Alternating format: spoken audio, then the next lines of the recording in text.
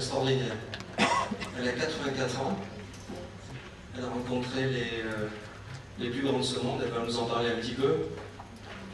Elle est complètement éveillée, pénétrée par l'évolution de la conscience qu'elle appelle Conscious Evolution, l'évolution consciente. Elle est surnommée par Deepak Chopra la voie de l'évolution, par Neale Donald Walsch la mère de l'invention. Donc elle a impressionné manifestement beaucoup de monde. Et moi, elle m'impressionne beaucoup et on tenait vraiment en fait à ce qu'elle soit présente aujourd'hui pour nous parler, pour exprimer cette voie d'évolution. Elle sera donc interviewée par Elisabeth. Michel en fait donc elle est écrivaine, elle est très impliquée dans la psychologie transpersonnelle et la philosophie intégrale. Et on va voir, je pense, en fait, également un extraordinaire témoignage. Michel, c'est you.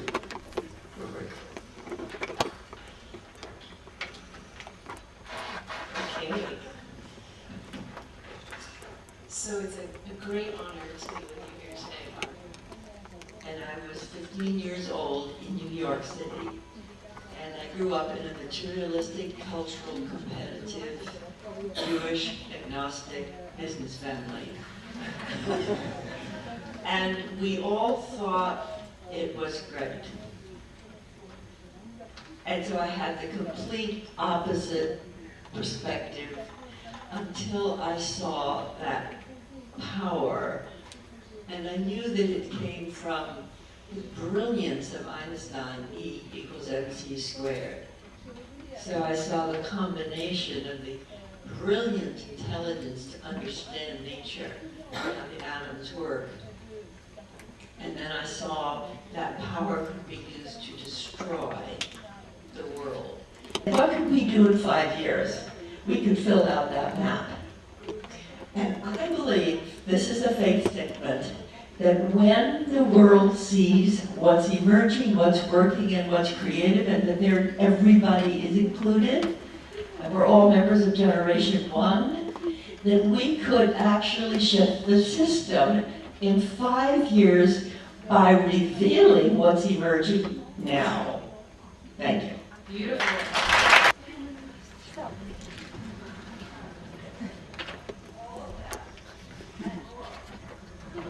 I mean, it's all of that inner. I like this diagram because the core is the inner. But the inner exists way before humans were here. It's just that we're aware of it. And the outer intelligence combined with inner awareness of oneness and wholeness is far greater than we've ever been able to do before. So I put them both together. Moi, ma grande question par rapport à cette évolution, pourquoi est-ce qu'il y a une catégorie humaine qui doit payer très cher cette évolution par la faim, par le manque, par la désolation? Alors là, soit il y a une intention, évidemment, un plan qui est donc précède tout cela, soit évidemment, je me rajoute, je me dis pourquoi des enfants naissent pour mourir de faim. Pourquoi dans cette évolution, si vous voulez, pourquoi certains doivent la payer très cher, pendant que d'autres, évidemment, sont dans la prospérité, moi je sais que tout à l'heure je vais manger, je n'ai pas de souci sur mon repas de tout à l'heure, mais je peux vous assurer qu'il y a des êtres humains pour qui simplement un bol de riz est un énorme problème. Alors c'est pour ça que j'ai évidemment la phase, si vous voulez, qui peut être un élément de type spirituel, si vous voulez, mais ma grande question, pourquoi tant de cruauté? Pourquoi cette cruauté? I'd like to give you, if I could understand God, I could tell you, because it apparently, for 14 billion years, there have been 5 mass extinctions before we got here.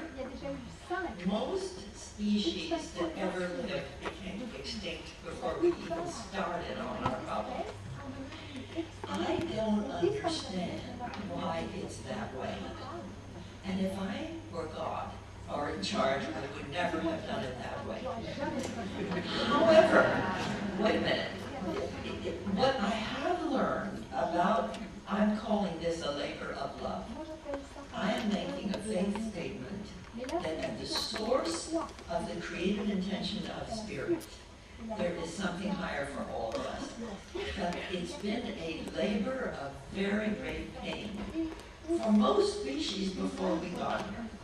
And for most of us, we lived for hundreds of thousands of years in small groups before we ever got to enough money and power to have armies and inequality like that. However, you're sitting here as part of the evolutionary story saying, I won't put up with this anymore. So you are part of the story of evolution transforming by the problem that has moved you, and that's the way it's been for billions of years. It doesn't make it right, but it's just the way it is. À ce moment-là, je traduirai les dieux aussi humains. Tu n'as pas le droit de jouer avec notre destin. Tu n'as pas le droit de... Ou alors, on ne nous crée pas. Mais si tu nous crées en nous mettant en souffrance sous le prétexte d'une évolution, moi, ça ne rentre pas du tout comme, si vous voulez, dans mon schéma. Donc je suis bien obligé de dire, quelque part, cette souffrance, ces guerres, ces choses-là, simplement pour l'évolution, et ben moi, je n'ai pas envie d'évoluer. I agree with you. I agree with you. It's not right. And you know what? We don't know any other planet because we haven't seen any other one go through this. There may be billions of other planets that did it much better. And maybe we'll learn from them, but we haven't met them yet. So we're on our own for right now. Except for the tendency to higher consciousness and more love. So I think it's all we have to go on. And I think that's what you're doing, and that's what I'm doing too.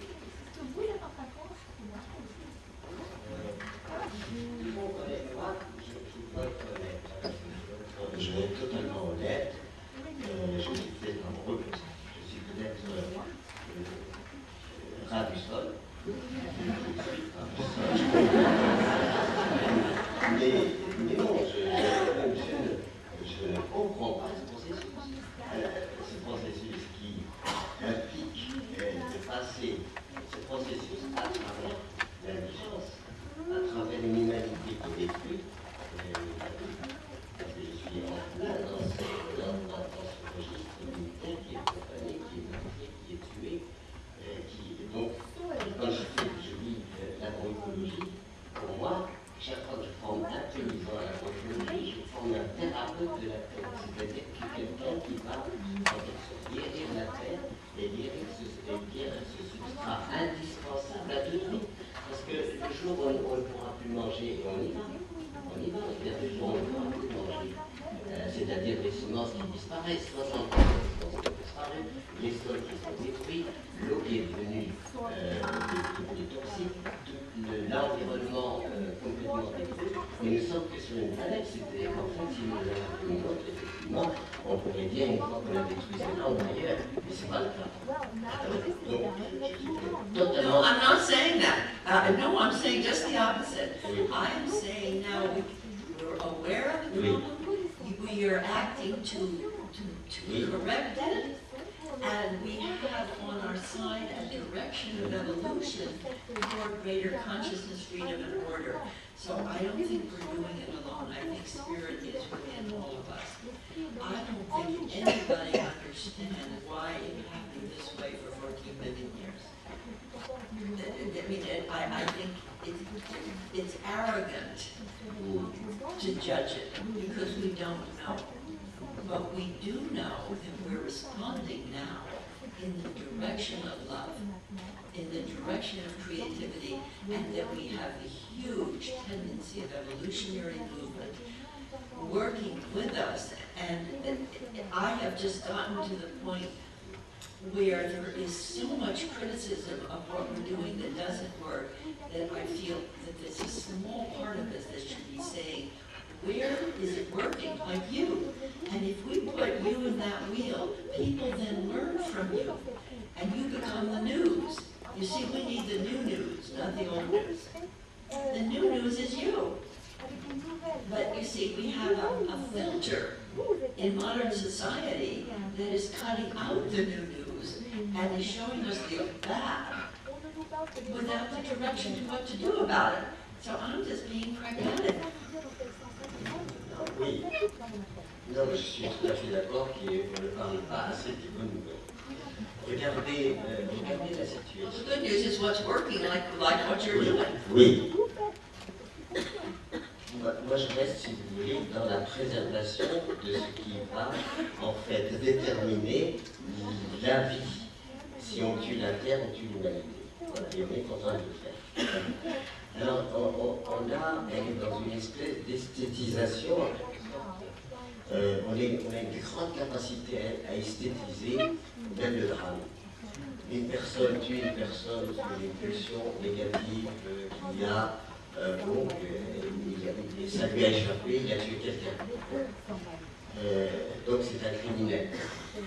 Quelqu'un va tuer sous mandat de son État 15 000 personnes, il est décoré. Il est félicité. Et vous voyez jusqu'où va si vous voulez, l'ambiguïté. Well, we're not congratulated by you or me. We have to handle the media.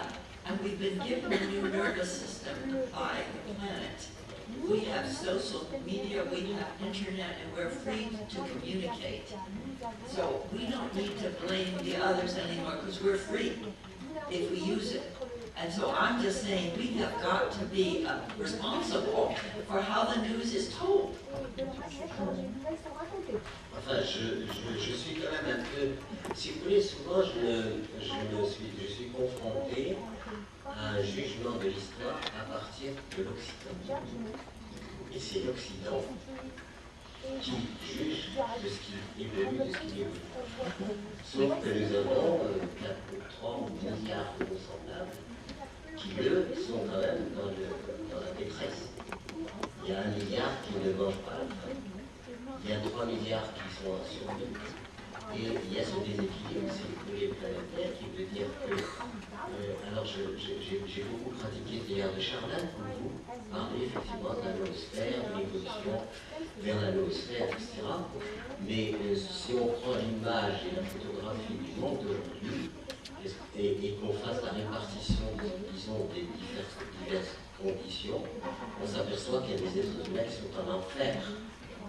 Pour qui l'enfer, c'est pas demain, c'est là, la terre, l'enfer pour eux.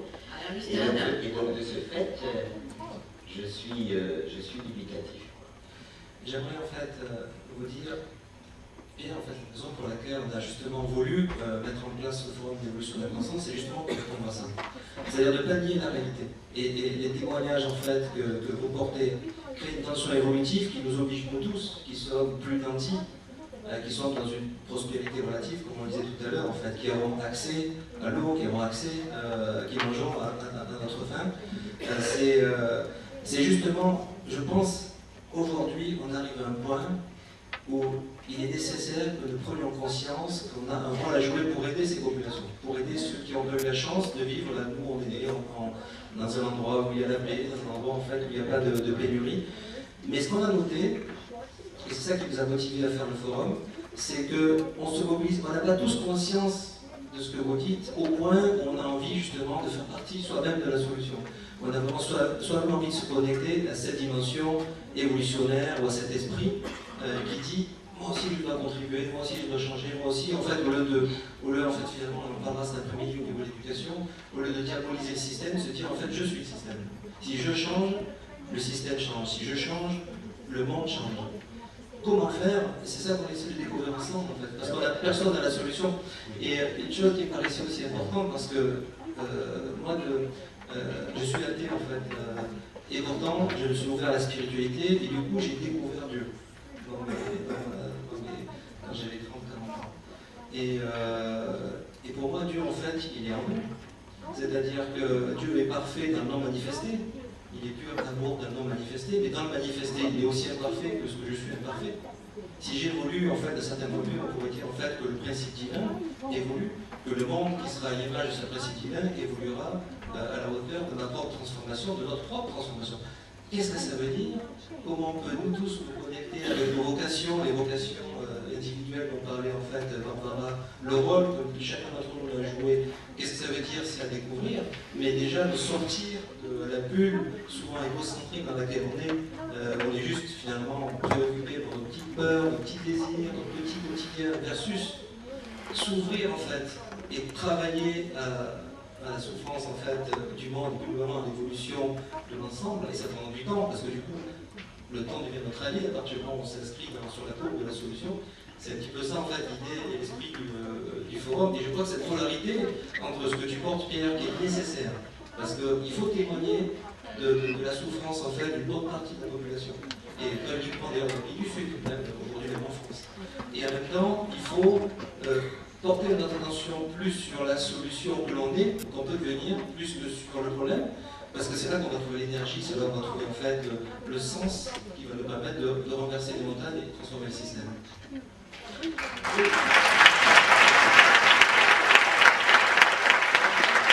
C'est quand je vais dans les pays pauvres, les gens jubilent. Quand je viens vers les pays riches, ils consomment des anxiolytiques. Et la consommation d'anxiolytiques est en augmentation continue, parce que quelque chose se vide à l'intérieur de l'individu. Et l'individu court après un bonheur artificiel. Un bonheur, il ne peut que passer par le bonheur artificialisé. Et le bonheur réel est parti. Et je le trouve dans les pays du Sud. C'est-à-dire que, et par le fait, si vous voulez, comme on a voulu donner à l'argent les pleins pouvoirs, on pense que l'argent que vous payez la joie, vous payera des yeux, tout ce que vous aurez, c'est la joie. Et le problème aujourd'hui, c'est une société quand même qui est vouée globalement. Qu'est-ce que c'est que si vous voulez, la mondialisation? La mondialisation, c'est la mise en compétition et en destruction de l'humanité entre elles. On l'a accepté. On est en train d'avancer des OGM. Les OGM, c'est l'antivie par définition. On va aboutir à un moment où l'humanité ne pourra plus survivre, etc. Pierre. Oui, pardon. Juste désolé, Pierre, c'est moi. Oui. Je suis là. Je voulais juste, peut-être malheureusement on n'a plus beaucoup de temps, mais je voulais non pas donner toutes les questions, évidemment, du public, il y en a beaucoup et je vous en remercie, mais beaucoup vont vers, mais nous, notre rôle, notre évolution intérieure, qu'est-ce que c'est?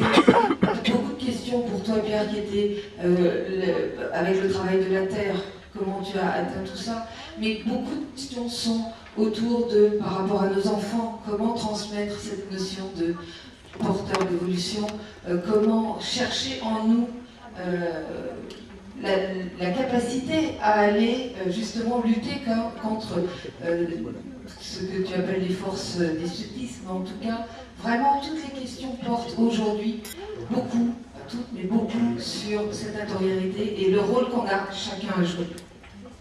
Oui, ben, si vous voulez, je ne veux pas faire l'entretien public, je ne suis pas là pour ça, mais je ne suis pas non plus pour éluder des questions qui me paraissent fondamentales, si vous voulez pas comment peut-on imaginer, on parle des générations futures, soyons concrets, nous sommes en train de leur transmettre la mort, littéralement, terre morte, disparition des espèces, etc. Et donc cette destruction-là fait que nous sommes en train de transmettre à des générations futures des situations extrêmement difficiles. Moi, je ne vais pas décoller, si vous voulez, de cette réalité-là. Et si je décolle de cette réalité-là, j'ai l'impression de rester flottant dans des concepts. Et flottant dans des concepts, oui, je peux flotter dans les concepts, mais personnellement, je ne veux pas être pragmatique. Dans le sens, dans l'évolution de l'humanité, il y a ce passage où l'humanité détruit la vie. Et en détruisant la vie, elle va transmettre sa mort. Voilà. Donc, c'est pour la raison. Pour ça, je suis amoureux.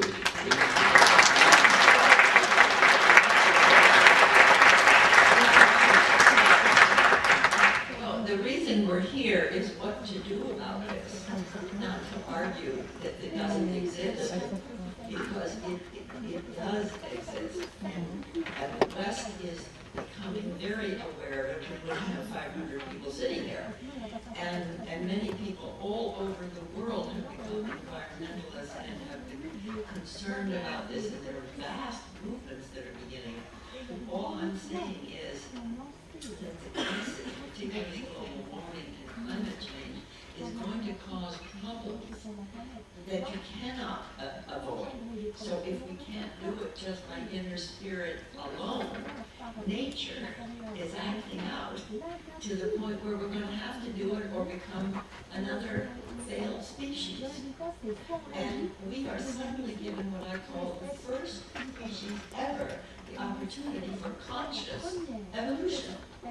Evolution's been going on for billions of years with all these extinctions. But we at least are waking up to the fact that if we're not ethical and if we're not aware of it, we will render ourselves extinct too. So I call this the greatest wake-up call that the species has ever had.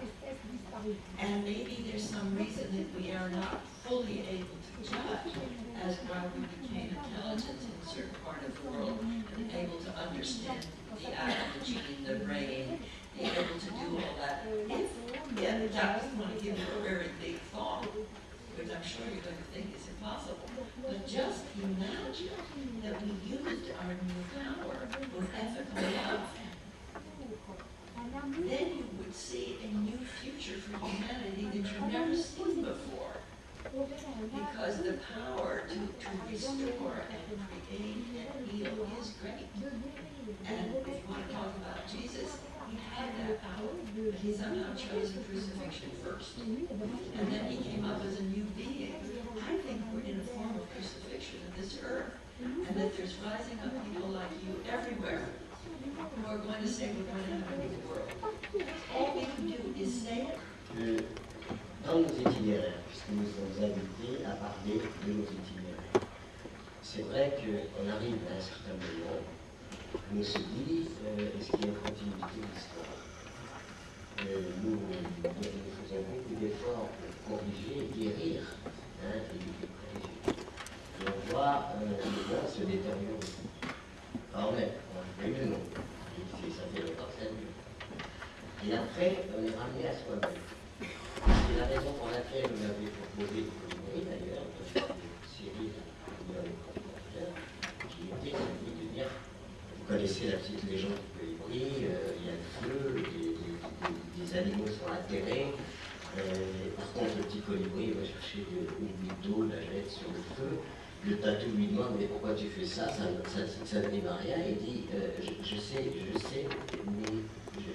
c'est pas avec ça que tu vas éclater le feu. Et dit je le sais, mais je fais ma part. Donc il y a une nécessité d'une mobilisation générale des consciences pour que nous puissions faire évoluer le monde. S'il n'y a pas cette mobilisation des consciences, on ne peut pas faire évoluer le monde. Ensuite, on est face à des problématiques gigantesques dans lesquelles on se sent petit, écrasé. Et ensuite, qu'est-ce qui intervient, quel est le mystère qui intervient pour dire il faut que je continue. Je disais, là, j'ai envie de donner ma démission, je ne sais pas à qui la donner. On est impliqué dans quelque chose qui a une continuité. Ensuite, ça revient à notre cohérence propre et à notre univers intérieur. Là, je suis vraiment d'accord avec un univers intérieur. Et c'est ce seul univers intérieur que je peux manager selon ma conscience et selon mon libre arbitre. Le reste, c'est évidemment des phénomènes généraux, extrêmement complexes, qui me dépassent, littéralement. Et c'est là où je dis l'imprégnation de l'esprit m'amène à dire, moi, je peux souscrire à la vie et non pas à la mort. Et c'est tout ce que je veux faire.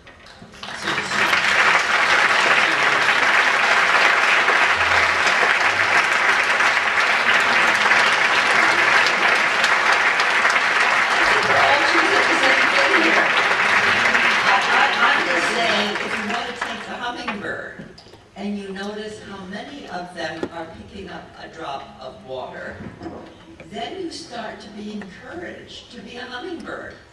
But if you say there's only one picking up a drop of water, what people do is they get discouraged and then they get sick. So, I mean, it's extremely important. All I'm saying is to find out where it's emerging. And if you've got 14 billion years behind you of nature's capacity to go to higher systems, I wouldn't say it would stop with you and me. Merci. Ça a lieu ce qu'on appelle les frictions créatives. C'est-à-dire que la diversité que l'on représente tous, les angles, les visions respectives qu'on peut avoir sur la vie, sur la réalité, sur le monde, sur le futur, c'est ça qui va nous permettre de mieux naviguer dans cette complexité, de mieux comprendre, de voir quelle est la prochaine étape. Personne ne le sait vraiment, à moins de faire cette réflexion en fait, collective. Et depuis un état d'esprit, on est capable d'écouter, d'être ouvert à l'autre. Du coup, en fait, on n'est pas en train, pied à pied, de défendre une idée, on est en train en fait, de s'enrichir des contributions et des expériences et des réalisations des uns et des autres. Donc, je crois qu'on en a vu un merveilleux exemple à l'instant. On peut vraiment être dans une réflexion, une friction créative, sans être séparés, sans en fait se diviser.